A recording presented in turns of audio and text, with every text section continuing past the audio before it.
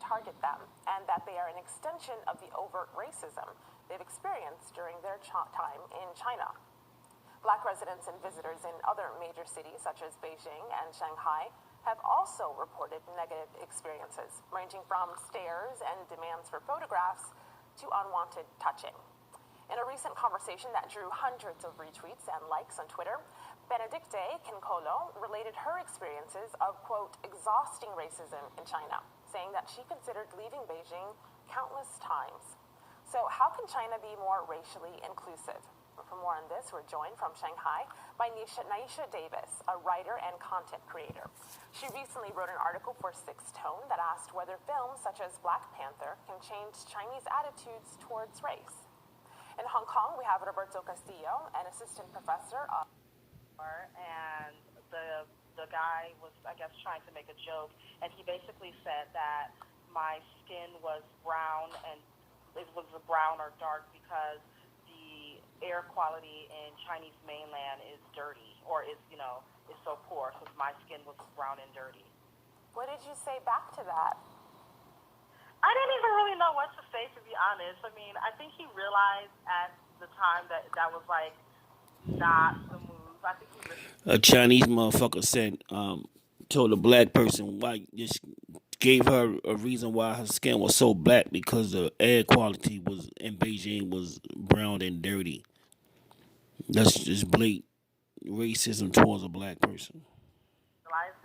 And the only reason I'm saying it's racism because it's physical, because it's not just the insult, it's not just discrimination, it's racism because he can get away with it because his government will back him.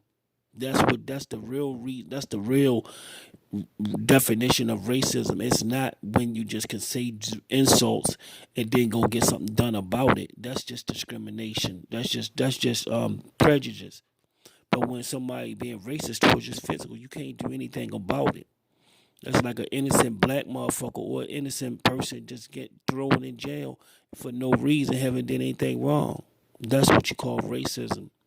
There's a very difference between racism and prejudice. A lot of people are prejudiced, but racism is something you can't do anything about. You could do something about prejudice.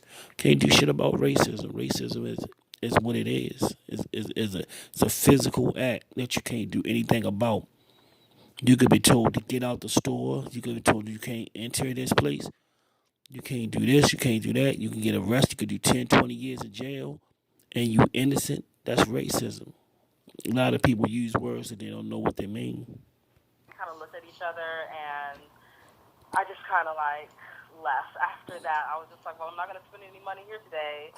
And it was very frustrating. But it was also very eye-opening because, sometimes it feels as if Hong Kong kind of positions themselves, when I've spoken to people from Hong Kong, as being so much more enlightened than Chinese mainlanders. But it was like, no, it's still some of the same type of colorism issues that you would deal with here or anywhere else.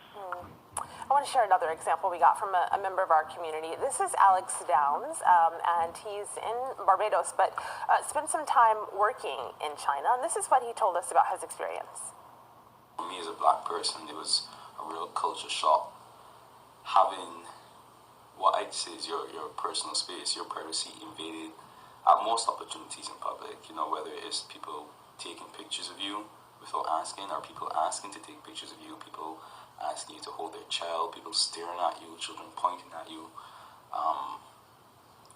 Psychologically, it's really difficult to adapt to that when you've come from a society where even if you are a minority, it's accepted, it's known that diversity is present.